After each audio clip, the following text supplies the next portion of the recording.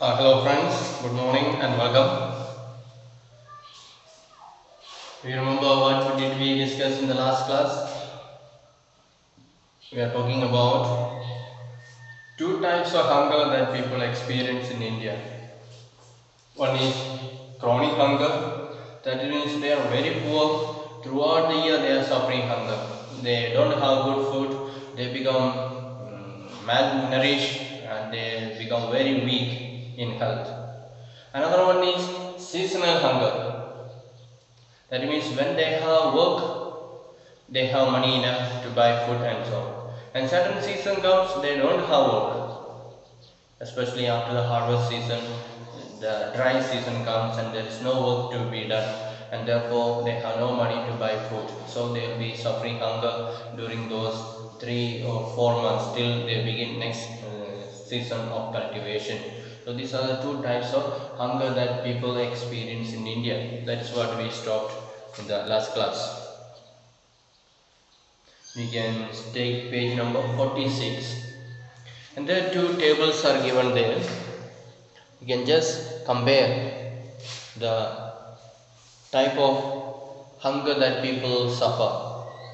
So in the rural area, we have seen different years are given there. In 93 it was 16.2 seasonal hungers were there.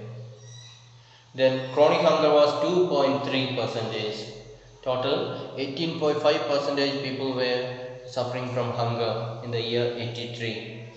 Then after 10 years it was reduced much more. The seasonal hunger became just 4.2 and chronic hunger became just 0.9, and so total only 5.1 percentage was there. Then after 10 years again, or even after 7 years, that is in the year 2000, it was reduced still more. The seasonal hunger was reduced to 2.6 and chronic hunger was reduced to 0.7, and total it was 3.3. That is in the rural area. Now in the urban area also we see the 83 it was seasonal hunger was 5.6 and chronic hunger was 0.8. Then 93-94 the chronic and seasonal hunger was just 1.1 and chronic hunger was 0.5. And in 2000 the seasonal hunger was 0.6 and chronic hunger was 0.3 and total was just 0.9. So we see there's a lot of improvement. Indian government has succeeded a lot in reducing this hunger of the people and providing food for them. And let's see, the percentage of seasonal as well as chronic hunger has declined in India as shown in the above table. So it has declined, it has become less. India is aiming at self-sufficiency in food grains since independence. So after independence, India government has been trying very hard in order to bring that food sufficiency in India. So there should be no people suffering from chronic hunger or seasonal hunger. That is the target of the people. That is the aim of the government. And after independence, Indian policymakers adopted all measures to achieve self-sufficiency in food grains, and India adopted a new strategy in agriculture which resulted in the Green Revolution, especially in the production of wheat and rice. So how did India manage to reduce this poverty or hunger? Because India government introduced so many strategies in agriculture in order to improve the production, and one of them is called Green Revolution. You have already studied several times about Green Revolution. That government improved the technology. The better seeds were provided, better tools were provided, better fertilizers, better pesticides, everything best quality or better quality inputs were used, and therefore the production also, the output also was good. It was able to provide or produce more grains, wheat and rice. Then Indira Gandhi, the then Prime Minister of India, officially recorded the impressive strides of the Green Revolution in agriculture by releasing a special stamp entitled Wheat Revolution in July 1968.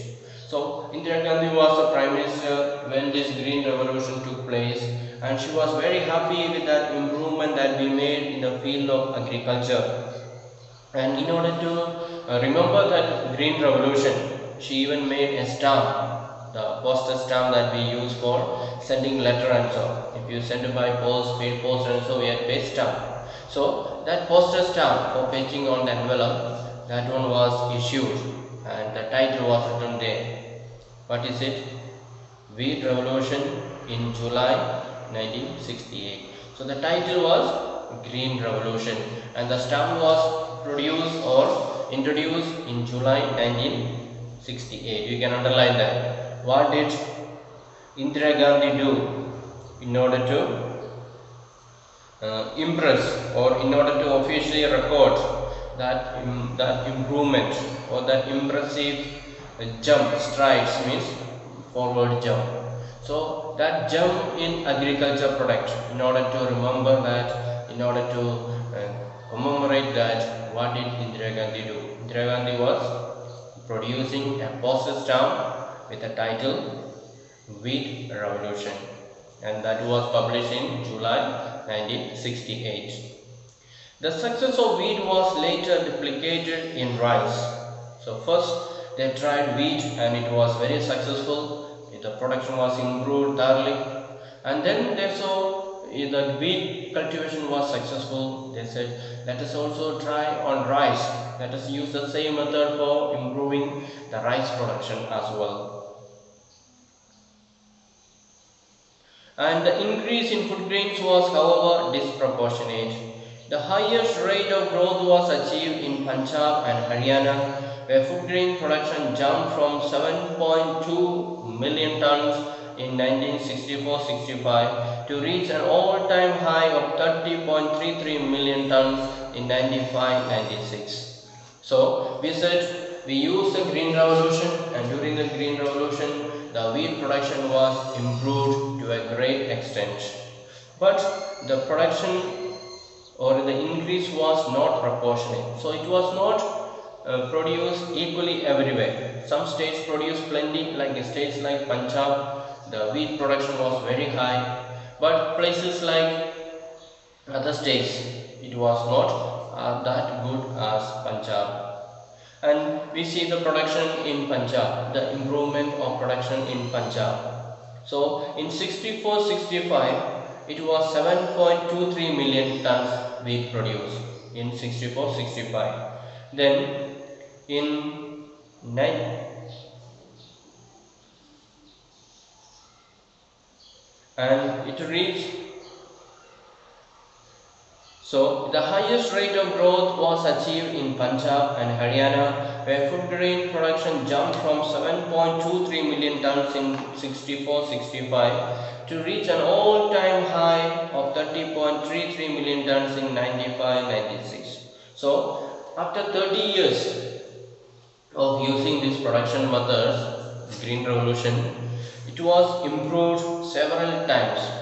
In 64-65 it was just 7.23 million tons, but after 30 years, that was in 95-96, the production reached 30.33. So from 7 it reached up to 30. And production in Maharashtra, Madhya Pradesh, Bihar, Orissa and northeastern states continued to stagger. So we said the production was not equal everywhere.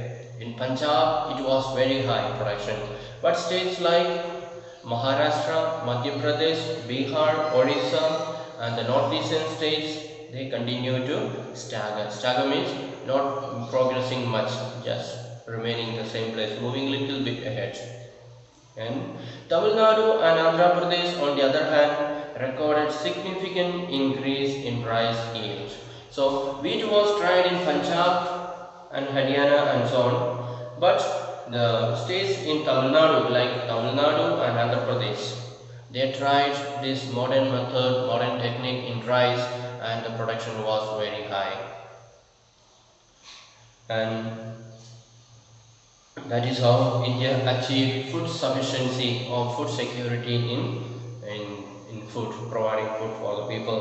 So it was achieved self-security or self-sufficiency in food.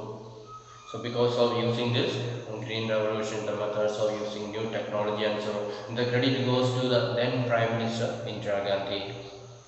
Now let us come to the particular points, food security in India, how it is managed and so on.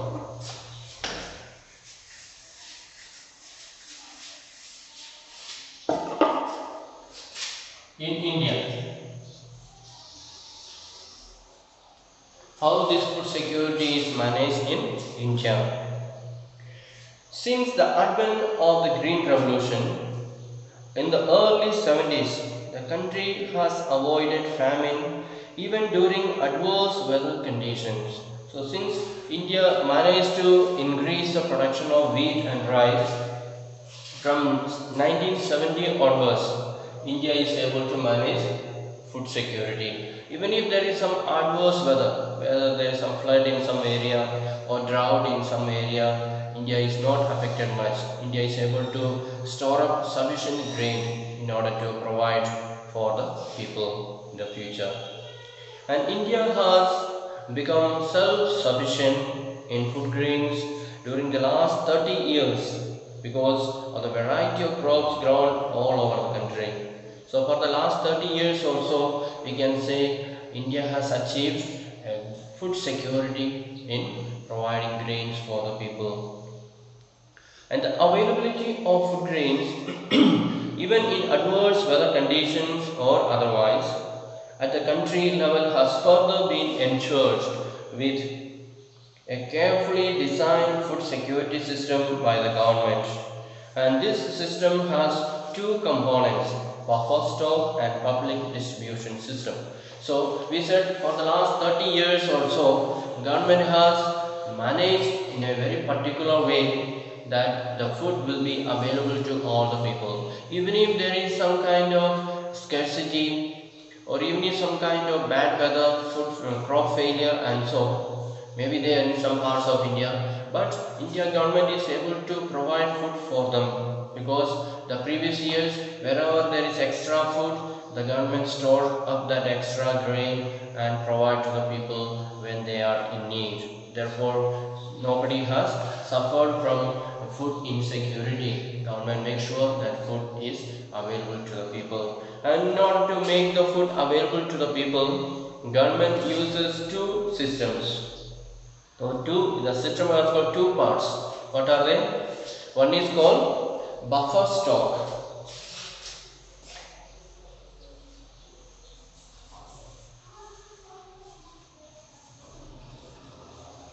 Another one is PDS,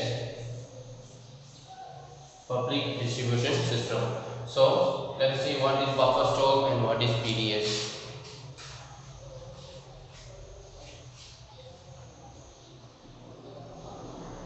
So buffer stock is the stock of food grains, namely wheat and rice, procured by the government through Food Corporation of India. So I said, when there is extra grains are cultivated and produced, people or the government will collect that one and store up in the godown. That is called buffer stock. So for example, this year the harvest is very good and there is more than enough what is needed for the people. So government will collect all that extra grain, he will buy from the people, will pay money and buy from the people and keep in the godown, stock it. So that next year by chance the crop fails, government will take from this godown and supply to the people. That way government is managing very well. That is called buffer stock, collecting from the people extra grain and keeping it in the storeroom or godown and supplying it when they need it. So this is the duty of,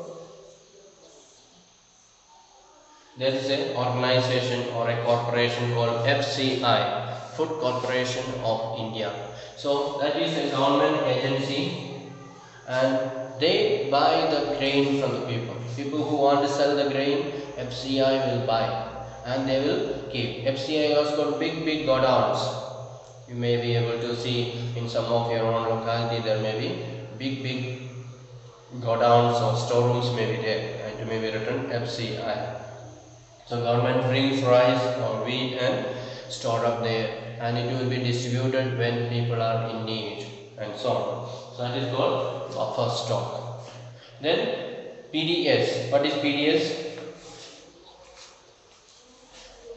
So the FCI purchases wheat and rice from the farmers in states where there is surplus production. That we already said. FCI is in charge of buying food grains that are extra or surplus from the farmers. They will buy from the farmers and they will store up in the godowns.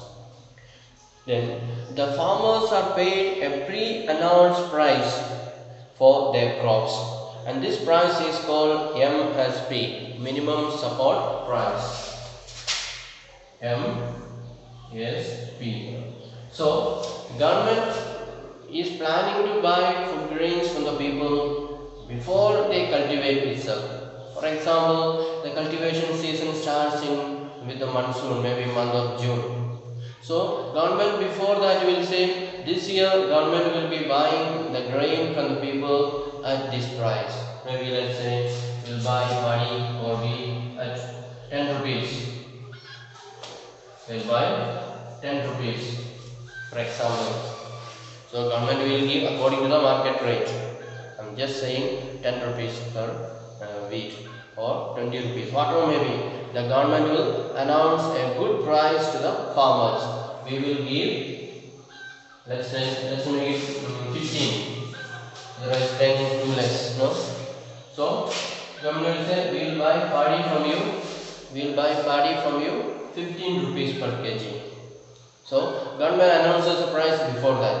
So when the farmers hear this, that this year I will cultivate nicely, I will produce more grain and I will sell it, I am sure government is going to give me 15 rupees per kg. So the farmer doesn't have to worry, if I produce more, who will buy? Will there be price? Will the price be very low? Will I lose? So such kind of worries are not there. This is a promise made by the government that the minimum support price, MSP, minimum support price will be how many? 15 rupees per kg. So the farmers are encouraged, come on, let us work hard and produce more, and we shall sell it to the government and we will get 15 rupees per kg. So FCI will buy with a minimum support price which is pre-announced. Pre-announced means announced early. Government is not telling after the harvest, come on, I will buy yours for this many rupees. No. Before the cultivation itself, pre-announced means announces early. So that will encourage the farmers. If government is going to buy only after the harvest, then farmers are not sure government will buy or not. So they will be in dilemma to cultivate or not to cultivate. But it is announced before that, therefore the farmers are sure government is going to buy, and therefore they are encouraged to cultivate nicely, work hard and produce more grain, and then FCI will pay money and buy and store up in their godown. So remember what is MSP. It is a pre-announced price of the grains. And the price is called minimum support price. And the MSP is declared by the government every year before the sowing season to provide incentives to the farmers for raising the production of these crops. So why do the government announce this MSP? So it is not same every year.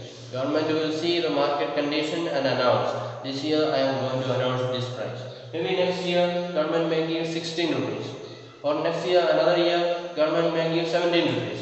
So government will give according to the market rate. Government will see what are the market conditions. Accordingly, it will announce. And why do the government announce before that? It is pre-announced, pre-fixed. Before the cultivation begins, the government is fixing the rate. That is to give incentives. That is to give encouragement to the farmers so that they will produce more. They work hard and produce more grains, more crops. Then the purchased food grains are stored in the granaries.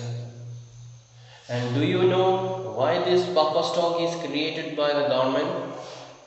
This is done to distribute food grains in the deficit areas and among the poorer strata of society at a price lower than the market price, also known as the issue price. So, what will government do? Government will announce a price before the cultivation itself, and after the harvest, the FCI officers will go and buy that grain from the people by paying the money that was announced early. Government will not bargain afterwards. Oh, earlier I said by 15 by mistake, I will give only 10. No, government will not cheat. So government will pay that price that was fixed and will buy the corns from the people or grains from the people and will store up in the FCI godown, Food Corporation of India godown. Then what will they do? The grains will remain in the Food Corporation of India godown. Afterwards, what will they do? Afterwards, they will distribute to the poor people. So, some places maybe the crop failed, so that area people may not have food to eat. So, government will make this food and distribute in that area. Or maybe in other areas where there are very poor people are living, people who have no land to cultivate, people who are very old, they are not able to cultivate. So, such kind of people need help, and government will make use this food that is already stored, the grain that is already stored will be made use in order to distribute to those poor people in the area. And government is not giving free. Okay, the food that is going to be distributed to the poor people, government is not giving free. Government will charge them a very little amount. So here, government may be buying for 15 rupees. But when the government will sell it to the poor people, it may take 2 rupees per kg or 3 rupees per kg and so on. So government will give in a very subsidized rate, very low rate. And that is called, that price is called, what is it called? That price is called issue price.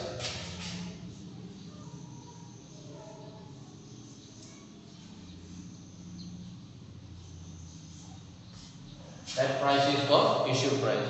So, this one, government is distributing the rice or the wheat to the poor people through PDS shop, public distribution system shops. Government will issue or distribute to the poor people, and then they have to pay a little money. That money is called issue price. And what is MSP? Minimum support price. Minimum support price is the price that the government is giving to the farmers for buying corn from them, for buying grain from them. That is, government is giving to the farmers. Then this one is, the poor people are giving to the government when they buy the corn. Understood? This one, government is giving to the farmer when they buy grain from the farmers. This one, poor people are giving to the government when they buy what? Grain from the shops, from the government shops. Understood the difference? So MSP will be much higher than the issue price. Issue price, government will be keeping it maximum low because the poor people cannot afford. So government will provide this issue price and the food grains at issue price, which is very low. I hope you understood two prices. This is minimum support price. This is issue price. So sometimes they ask for exam, what is the difference between issue price and minimum support price? You understand? So minimum support price is the price the government is giving to the farmers when the government is purchasing the surplus grain from the farmers to store up in the FCI godown. Then after keeping the FCI godown, they will mill it and make it grain, make it corn or make it rice, remove the husk and so on. Then they will bring to the shop, PDS shop, public distribution system shop, and give to the poor people, those who have got the cart. So we cannot simply go and buy from the PDS shops, we need to have a cart. So those who have got that cart, earlier we saw an example of a person, Muhammad. He had that yellow card, he is living in Bangalore, he had that yellow card. With that he used to go to public shop, PDS shop, and he used to get things for half price. The same way, people will go and buy with a very low price. That is called issue price. I hope you understood the difference between minimum support price and issue price. So if you have any doubt, please ask me. Okay. So This also helps resolve the problem of shortage of food during adverse weather conditions or during periods of calamity. So since the government has stored enough grain in the Food Corporation of India godown, this grain can be taken out anytime when people are in need, when there is a flood, when there is natural calamity, people are starving. Immediately government will take out food grains from the godown and distribute to the affected people or starving people. That is how India is managing the food security for the people of India. Then let's see what is PDS. He said there is PDS. So I hope you understood what is buffer stock. So government collects the extra grain or the surplus grain from the people and collects it and store up in the FCI godown. That is called buffer stock. Now let us see what is PDS, Public Distribution System. So the food procured by FCI is distributed through government regulated ration shops among the poor sections of the society. This is called the public distribution system. You can underline. The food procured by FCI is distributed through government regulated ration shops among the poor sections of the society. This is called the public distribution system. So, the food grain that is stored here, it will be sent to public distribution system, or it is called ration shop. There are many places, there are ration shops, and people who are poor, they are registered their names there, and they will be given a card, and with that card they have to go there and show there, and they will be getting certain amount of wheat, rice, sugar, kerosene and so on. So that is called public distribution system from PDS. So ration shops are now present in most localities, villages, towns and cities. So government has started these ration shops or PDS in many places, in many localities, in villages, in towns, in the rural areas, everywhere it is found. There are about 4.6 lakh ration shops all over the country. So in India around 4.6 lakhs of shops are there. And ration shops also known as fair price shops. Another name for this ration shops is fair price shop. I am quite sure you have seen all that. Here is a Ziro is a fair price shop. So that is the name called given in these localities. It is known as fair price shop. No, it is not some other place in India. It is known as ration shops. So what are the things they get? They keep stock of food grains, sugar, kerosene and kerosene oil for cooking and so on. So sugar, rice, wheat, kerosene oil, all that they will get. These items are sold to people at a price lower than the market price. So the price will be much lower than what is available in the market. It is reduced, otherwise the poor people cannot buy. So any family with a ration card can buy a stipulated amount of these items. For example, 35 kg of grains, 5 liters of kerosene, 5 kgs of sugar, etc. So depending on the number of people in that family, the government will fix this person, one person can receive so much, 2% means this much, 3% means this much. So according to the number of people in that family, they will be allowed to buy certain amount of food grains, sugar, oil and so on. Then every month from a nearby ration shop. So once in a month they can go and buy from the nearby ration shop where their names are registered. Then we see ration card. People who go to buy these things from the ration shop, they will be given a card, and there are 3 types of cards are there. Let's see what are they. So there are 3 kinds of ration cards. One is Antyodaya cards for the poorest of the poor. So those who are very poor, they will be given a type of card called Antyodaya card. Then second type of card is BPL, cards for those below poverty line. So those who are poor but not that poor, they are below the poverty line, they will be given BPL card. Then third type of card is APL cards for all others.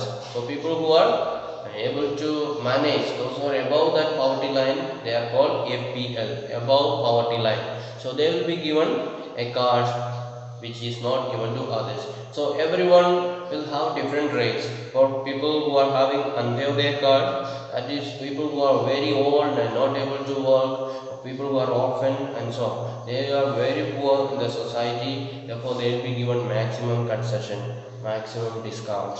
Then BPL card, they may be able to pay little more because they are able to work and so on. So they will be given little more high price.